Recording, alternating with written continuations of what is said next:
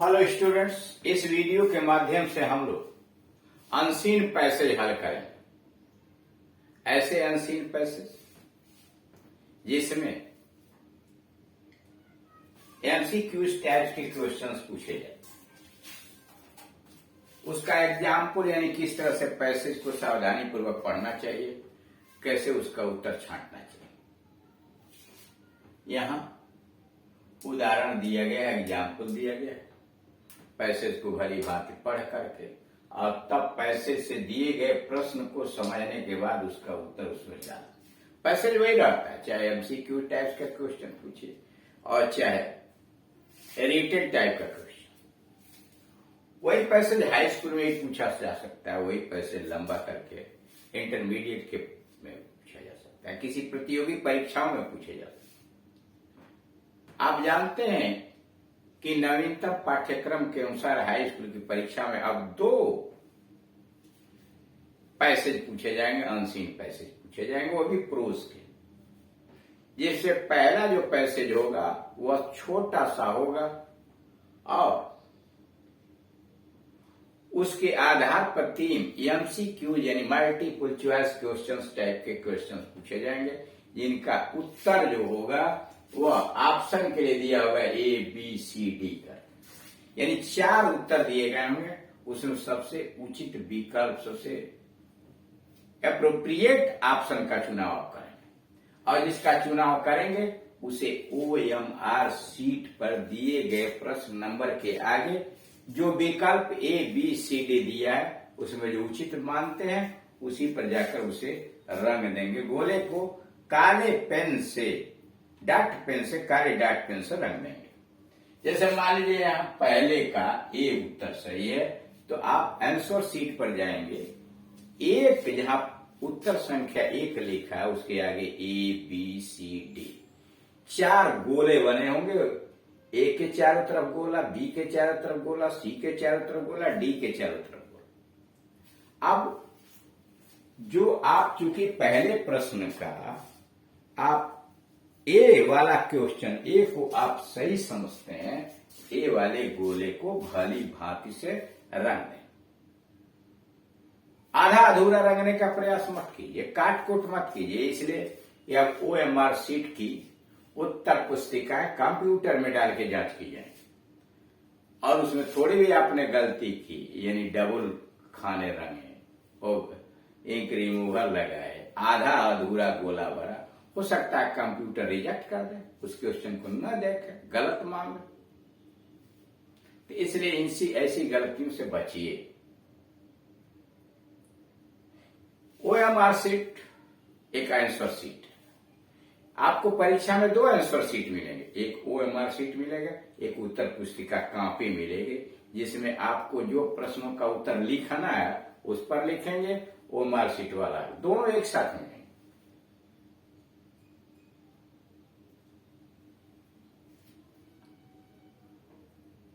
जो OMR seat मिलेगा उसमें 20 क्वेश्चंस होंगे, 20 के उत्तर आप OMR सीट पर ही देंगे। उसमें जो 20 प्रश्न पूछे जाएंगे उसमें आधे प्रश्न बुक से होंगे और आधे प्रश्न ग्रामर पोर्शन से होंगे, रीडिंग स्किल से होंगे। ये जो 3 अंकों का प्रश्न होगा यह ग्रामर पोर्शन से। एक दूसरा पैसेज दिया जाएगा जो उससे लंबा रहेगा, जिसमें 4 क्वेश्चंस पूछे जाएंगे, 3 शॉर्ट आंसर टाइप क्वेश्चन होगा और एक वोकेबुलरी पर आधारित प्रश्न, साइनोनाइम एंटोनाइम से संबंधित। 3 अंक 2-2, 3 प्रश्न 2-2 अंकों के होंगे और एक प्रश्न 1 नंबर का, यानी 7 अंकों का दूसरा पैसेज होगा। इस तरह से आप देख रहे हैं कि हाई स्कूल की परीक्षा के अंतर्गत कुल 10 अंकों के प्रश्न पूछे जाएंगे, 2 पैसेज, 3 आपको OMR सीट पर उत्तर देना और 7 अंक के प्रश्न को आपको उत्तर पुस्तिका में लिखना है। इसी प्रकार से इंटरमीडिएट की परीक्षा में एक पैसेज पूछा जाएगा, इसमें 7 प्रश्न पूछे जाएंगे। उन 7 प्रश्नों में 4 प्रश्न शॉर्ट आंसर टाइप क्वेश्चन होंगे, जो एक एक प्रश्न 3-3 अंकों का होगा, और 3 प्रश्न जो पूछे जाएंगे वह वोकेबुलरी पर आधारित होंगे, शब्दकोश पर आधारित होंगे। उसके द्वारा आपसे यह जांचा जाएगा कि आपको शब्दकोश पर कितना कमांड है। आप साइनोनाइम, एंटोनाइम, वन वर्ड सब्स्टिट्यूशन, इन चीजों पर आप ध्यान रखते हैं, जानते हैं अथवा नहीं जानते। तो इस तरह से इंटरमीडिएट में 15 अंक बहुत हुए, हाई स्कूल में 10, इंटरमीडिएट में 5। इसलिए अनसीन पैसेज को समझना, उसका हल अच्छी तरह से करना, उसका उत्तर लिखना बहुत आवश्यक है। इसलिए कि बोर्ड की परीक्षा में एक एक अंक जुटाया जाए। अब इस अनसीन पैसेज को कैसे हल करेंगे, उसकी क्या विधि है, इससे संबंधित ये जो पार्ट 43 देख रहे हैं, इसके पहले वाले वीडियोज में 1 से लेकर 3 और 8 से लेकर के 9 से लेकर के और 15 के बीच में यानी 10 वीडियो विधिवत समझाया गया कि आप किसी पैसेज को हल करने के लिए क्या क्या कीजिए, क्या क्या सावधानियां पहले बरतिए, कैसे उसको पढ़िए, कैसे उसका उत्तर दीजिए। उदाहरण के लिए पैसेज को धीरे धीरे पढ़िए, प्रत्येक वाक्य को समझिए, छोटी से छोटी बात को भी दिमाग में रखिए, इसलिए कि प्रत्येक वाक्य पैसेज का किसी न किसी प्रश्न का उत्तर हो सकता है।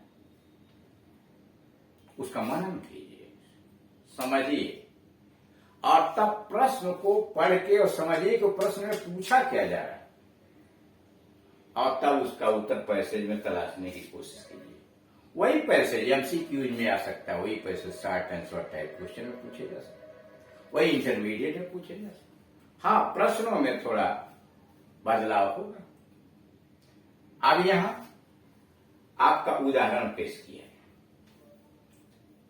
उदाहरण में read the following passage carefully, नीचे के गद्य खंड को सावधानी पूर्वक पढ़िए and answer the questions given below, और उसके नीचे दिए गए प्रश्न का उत्तर दीजिए। Read the following passage carefully, नीचे जो गद्य खंड दिया गया है उसे सावधानी पूर्वक पढ़िए और उसके नीचे दिए गए प्रश्नों का उत्तर दीजिए।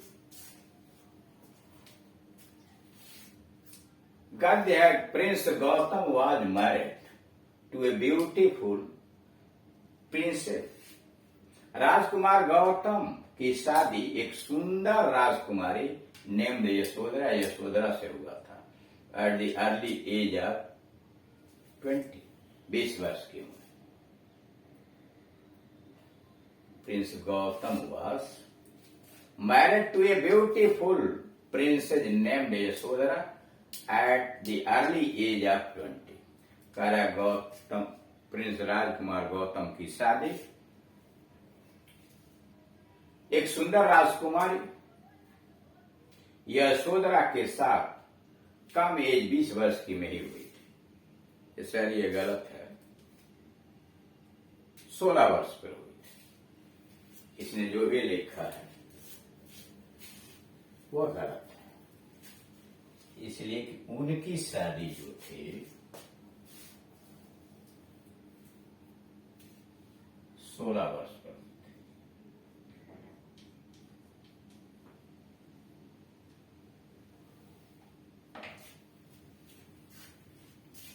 But Gautam from his very childhood, लेकिन गौतम अपने बचपन से ही, वेरी चाइल्डहुड बचपन से ही, वाज ऑफ कंटेम्पलेटिव माइंड, विचारशील मन वाले थे।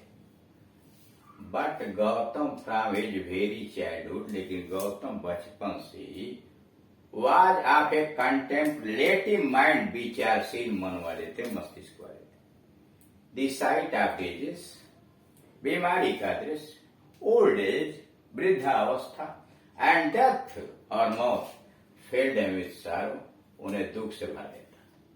द साइट ऑफ डिजीज, बीमारी का दृश्य,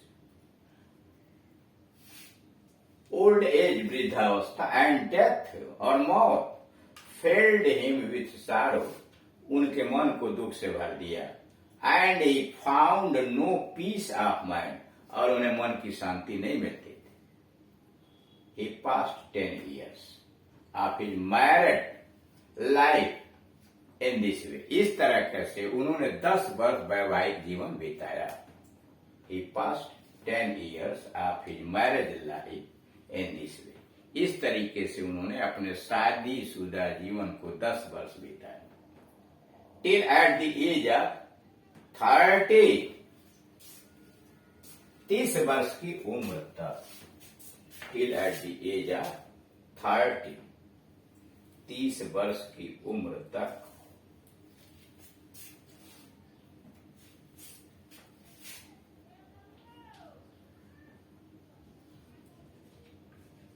फाइव 25 वर्ष की उम्र।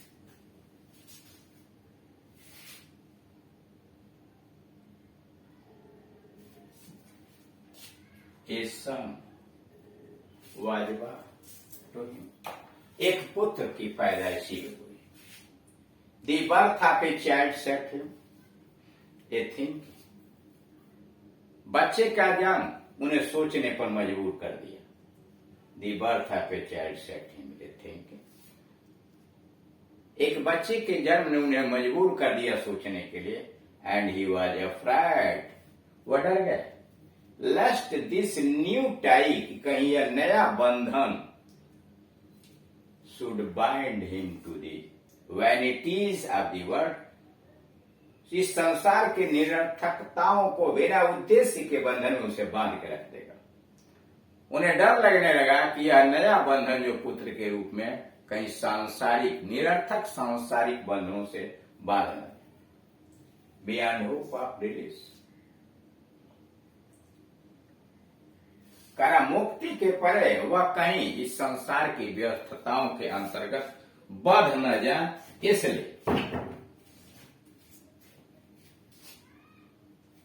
अकॉर्डिंग वन नाइट, इसी के अनुसार एक रात ही सीक्रेटली लेफ्ट दी पैलेस, इसी के अनुसार उन्होंने एक दिन चुपचाप महल छोड़ दिया। लिविंग एवरीथिंग, सब कुछ छोड़ दिया।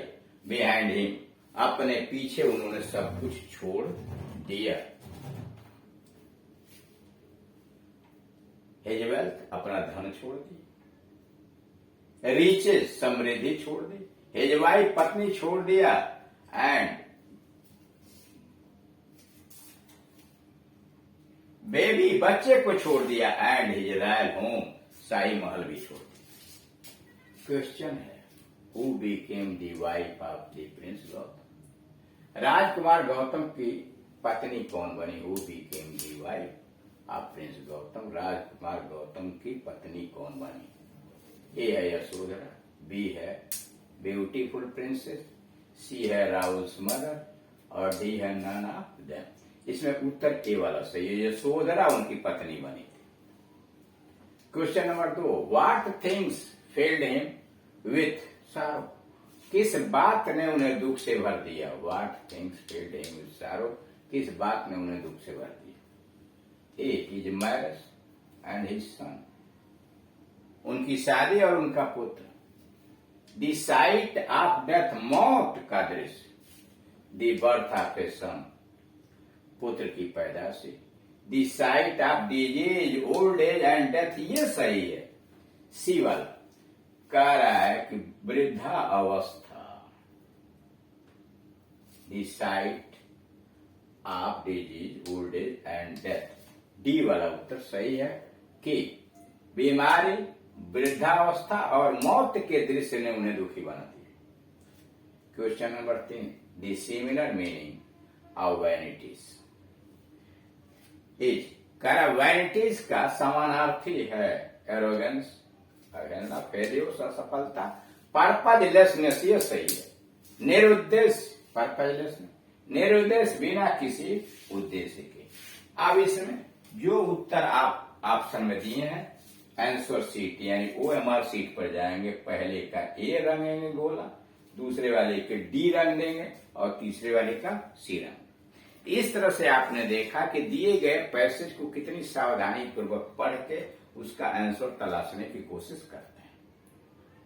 इनको अध्ययन कीजिए, वीडियो को देखिए, और अगर फिर भी नहीं समझ में आता तो इस मोबाइल नंबर पर कॉल करके आप हमसे संपर्क कर सकते हैं, अपनी समस्या का समाधान कर सकते हैं। इनके अलावा अन्य कोई ग्रामर पोर्शन या ट्रांसलेशन आप पढ़ना चाहते हैं तो आप YouTube पर दिए गए एड्रेस को अपने मोबाइल में टाइप कीजिए, KD Singh and Gunjan English coaching, और जो डिमांड करना चाहता है active passive direct indirect synthesis कोई भी टॉपिक वहां टाइप कीजिए, सारे वीडियो आपके उपलब्ध हो जाएंगे। ये सारे वीडियो हाई स्कूल इंटर के ग्रामर पोर्शन और ट्रांसलेशन के आपके वीडियोज पर अपलोड कर दिए गए हैं यूट्यूब पर। Thank you.